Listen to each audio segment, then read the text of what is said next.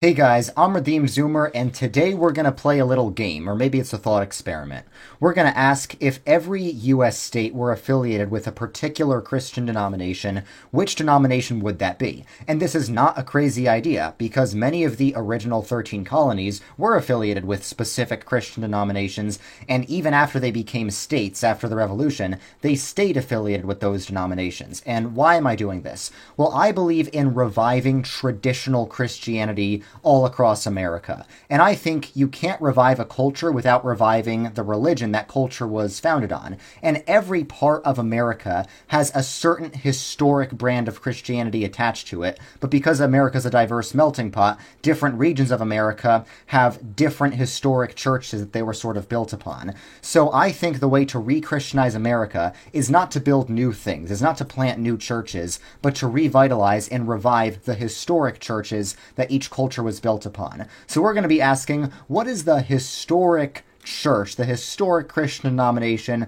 of each region of America? And it's going to be debatable in some cases, it's going to be more obvious in some cases, and I will be a bit biased because I do favor, traditional Protestant churches, but I'm going to try to be fair. So let's start with some of the most obvious ones. Let's start with New England, because much of New England actually did have official affiliations with particular Christian denominations. The first one is Massachusetts. Massachusetts was founded as a Puritan Congregationalist colony. So we're going to say Massachusetts is going to be Puritan Congregationalist. Congregationalists are very low church Calvinists. They adhere to Calvinist theology, but have a very low church government structure where each congregation is independent. So the Massachusetts Congregationalists were the Pilgrims. They left the more high church Protestantism of the Church of England to settle in America.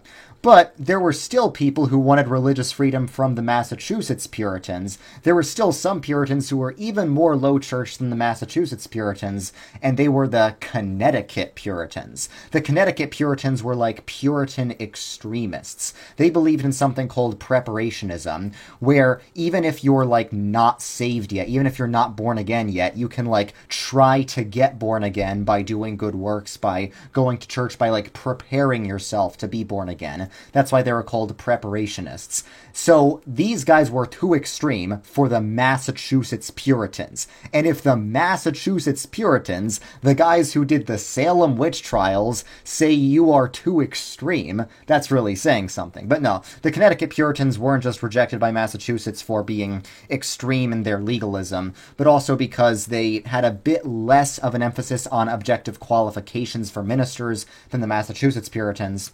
They still cared a lot about education because the Massachusetts Puritans founded Harvard and the Connecticut Puritans founded Yale. But it did end up being the Connecticut Puritans that became very new light, supporting the First Great Awakening, and many of the Massachusetts Puritans were more old light, being against the First Great Awakening. But anyway, I've already gone through like 3 minutes, I've only covered 2 states. I'm going to try to be faster. But Massachusetts and Connecticut weren't the only Puritan factions. There was also Rhode Island. Rhode Island was founded by some even more radical Puritans like Roger Williams. It's either Roger Williams or William Rogers, I forget, and Anne Hutchinson, and they were actually Baptists. Rhode Island and Brown University was actually founded by Baptists. So we're going to let all the Baptists live in Rhode Island. That's about as much area as I'm willing to give the Baptists here. I'm kidding. But yeah, Rhode Island, I do have to admit, even though I sometimes make fun of the Baptist stereotype that they're all dumb or whatever, that's not true, because Baptists founded Brown University, one of the Ivy Leagues. So New Hampshire, we're just going to say this is also Puritan Congregationalist. Let's say the same for Maine and Vermont. Okay, this is getting easier. Now we get to my home state of New York. It's the best state. So I am Presbyterian, and I'm a Yankee. I'm from New York. But I'm not going to give New York to the Presbyterians because historically, New York is actually Dutch. New York is the one U.S. state that was formerly a Dutch colony. It used to be New Amsterdam. Well, New York City was New Amsterdam, and New York State was New Netherland. But because of that, there's tons of Reformed churches all over New York, tons of Dutch Reformed churches all over New York. And I grew up walking distance from the real Sleepy Hollow, from Washington Irving's Rip Van Winkle story. And near that, there's this very, very, 400-year-old Dutch Reformed church, very historic site near where I grew up. So we're going to say New York is going to be Dutch Reformed, even though I'm Presbyterian. And New Jersey has a lot of the leftover suburbs of New York, even though New Jersey was originally a Swedish colony, like for like 3 years, I think. But New Jersey, especially North Jersey, where my dad's family grew up, they also have lots of Dutch Reformed churches. So we're going to say North Jersey is also Dutch Reformed. And for simplicity's sake, there's several other pockets of Dutch Reformed settlement in America, so let's just get those done with first so we don't have to think about them later. Western Michigan is like the Dutch Reformed Constantinople, basically. There's so many Dutch Reformed people near Grand Rapids in Western Michigan, so we're going to give all of Michigan to the Dutch Reformed. Same with like this corner of Iowa over here. Like, I think it's northwestern Iowa is very Dutch Reformed.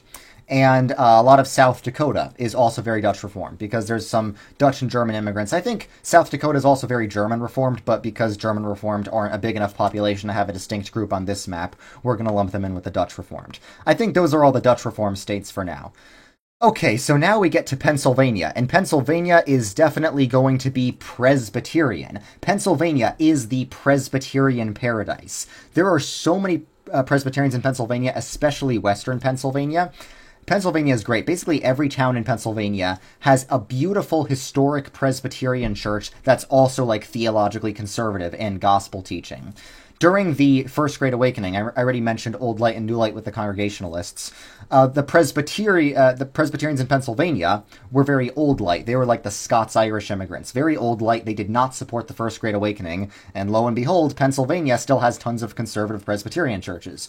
Whereas the Presbyterians in New England, who are mostly of English descent, they supported the First Great Awakening. They were very New Light. And now the Presbyterian churches in New England are all very, very liberal. So Pennsylvania is like a magical place. You'll have OPC churches that are beautiful and PCUSA churches that are conservative. So yeah, Pennsylvania is basically the Presbyterian Holy Land in America. And some other states that are very good for Presbyterians in America, I'm going to say West Virginia is also very good for Presbyterians. And I'm going to say lots of the Appalachian states, or just Appalachia in general, are very Presbyterian. But I'm not sure whether to, I can't just color in Appalachia. I have to go state by state, so I don't know for now. Now let's get to some of the Anglican states. I'm going to give most of the South to the Anglicans, because after the Second Great Awakening, the South became dominated by Methodists and Baptists, especially Baptists. The Deep South more so Baptists, the Mid-South more so Methodists. But before that, it was Anglicans that mostly dominated in the South. That's why the southern colonies were a little bit more loyalist during the Revolutionary War. So I'm not sure about North Carolina. South Carolina and Georgia, I definitely have to give to the Anglicans. Do you think I should give Florida to the Anglicans as well?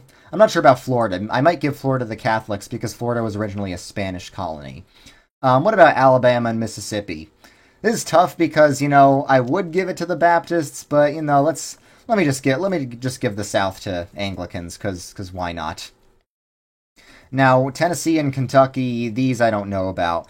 I think these, middle states over here, these mid-south states, I might actually give to Methodists.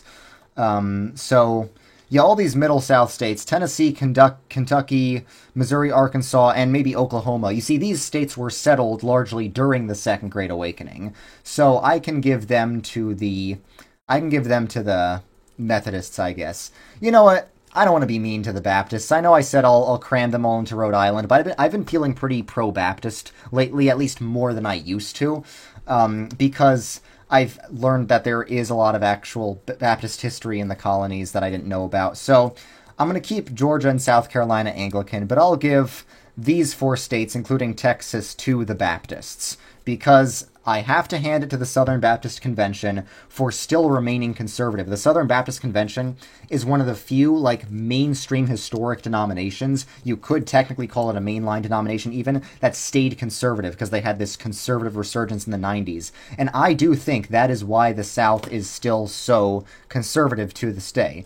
But if I'm doing that, I have to give Florida to the Anglicans, especially because the Episcopal Diocese of Central Florida is quite conservative. I actually know the Bishop of Central Florida. He's totally on board with the Reconquista project. I attended a conference he was at. And I guess Virginia, I have to hand to the Anglicans as well. North Carolina, though, I might give to the Presbyterians, because especially the Appalachian parts of North Carolina are so Presbyterian. It has Montreat, that's Montreat, North Carolina, very Presbyterian, so I have to do that. Okay. Moving on. Now we're moving on to the Midwest. So most of the Midwest, I'm going to say, is Lutheran, because that's where a lot of the Germans settled, and I already colored in the parts that I'm giving to the Dutch Reformed. But I think the entire rest of the Midwest we should give to the Lutherans. And actually, I'm sorry, Methodists, I'm going to have to give Missouri to the Lutherans, because Missouri is home of the Lutheran Church Missouri Synod, and the LCMS is like everywhere, not just in Missouri. But Missouri is obviously where it started. And the LCMS, along with the SBC, is the other, major established Protestant denomination that stayed conservative. So my fiance is from Kansas, and a lot of her family's from Nebraska. And basically, all of her extended family is Lutheran. She's Presbyterian, like me. I wouldn't settle for anything less. But all of her extended family basically is Lutheran of various stripes and shapes. So most of the Midwest is indeed very Lutheran, and in Kansas, it's really hard to find a good historic church that's not a Lutheran church. The same is kind of true in Nebraska. So I'm going to give the rest of the Midwest over to Lutherans. I went to my first ever Lutheran church at the summer camp where I converted to Christianity in Ohio. Yes, I have that Ohio riz, because I converted to Christianity in Ohio. And I went to an LCMS Lutheran church there. Also around the Chicago area, the Milwaukee area, and so many other Midwestern cities. There are just so many great historic Lutheran churches to attend there. Also, the Wisconsin Synod is similar to the LCMS, but even more conservative. The Wisconsin Synod Lutherans won't even really pray with you if you're not Wisconsin Synod. But the Wisconsin Synod is still very, very historic in Wisconsin, so yeah. The Lutherans get the whole Midwest.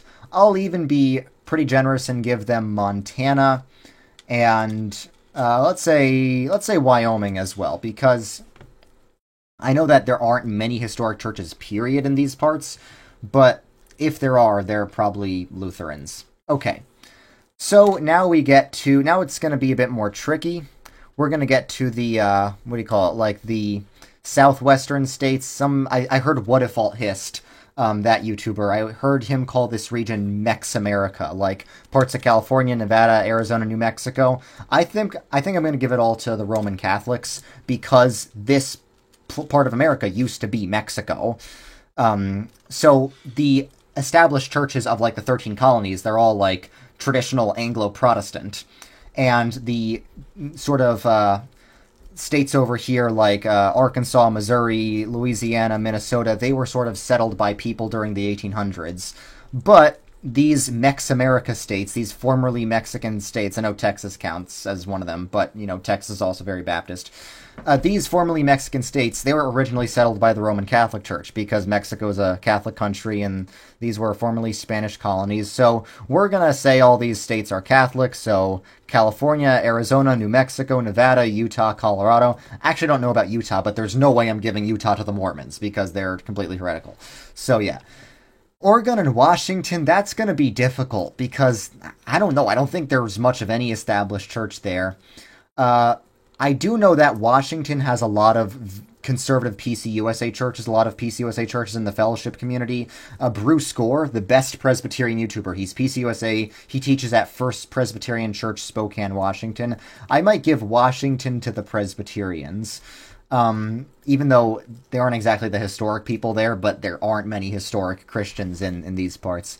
Oregon and Idaho, I really don't know. I don't know what to do with Idaho. Maybe I'll come back to that. Now I'll handle Delaware, Maryland, and Washington, D.C. Maybe I'll just give Maryland to the Anglicans, and I don't know what historic denomination Delaware is. I don't think it really had any affiliation. But you know what? Anglican is sort of just the vanilla ice cream of early America, so let's just give it that. All right, now we get to Oregon and Idaho. I don't really know, but because the only historic church you're going to find around there at all is probably LCMS Lutheran, should I give it to the Lutherans? Something tells me I shouldn't. Okay, what else is there? What other options do we have? Dang, I don't know. I guess I'll have to give it to the Catholics, because I just don't know what else to do. I'm gonna have to just give most of the West to the Catholics. Okay, now we have Alaska and Hawaii, or actually this one, like, very liberal girl in my university always pronounced it Hawaii, so I guess Hawaii is how the natives pronounce it, but I ain't no native, I don't know. I don't know what it's called, and I don't know what denomination it should be because it wasn't even America until pretty recently. But tell you what, in the Pacific Islands, there actually have been a lot of Congregationalist missionaries. So I know this sounds weird. I'm going to give Hawaii to the Congregationalists, even though I'm not exactly sure how many Congregational churches are in Hawaii. But I do know that in like Palau and Tuvalu and Nauru, there actually are a lot of Congregationalist churches. In all those islands that used to be part of the American Empire and gained independence from us, the Congregationalists were actually pretty active in doing missionary work there. Okay, now, what is it? Oh wait, you know what? Actually, there aren't enough Methodist states, so let's give Oregon and Idaho to Methodists because I just forgot there are actually some Methodists in those states, and there was actually Methodist settlement in those states. So we're actually going to give them to Methodists. Sorry, Catholics, I already gave you California, Arizona, Colorado. I already gave you a lot of big things. And now Alaska, that's definitely going to be Eastern Orthodox, and the reason why is because Alaska used to be a Russian colony. And it's not just that I'm biased against Eastern Orthodoxy. I am. But that's not why Eastern Orthodox have such a little part of this map. It's just that, aside from Alaska, there really is no part of America that's historically Eastern Orthodox. But because Alaska used to be a Russian colony, Alaska used to be part of the Russian Empire, there legitimately are a lot of very old historic Russian Orthodox churches in Alaska. So guys, that's my little map of the states, what denomination every state would be. I hope you guys can see I was sort of generous by only having like 3 or 4 Presbyterian states. Presbyterians have never been that much of a high population in America, but we have always been very overrepresented in academia, among US presidents, among doctors and scientists, among all the high IQ professions. So thank you for watching this video, and I will see you guys later.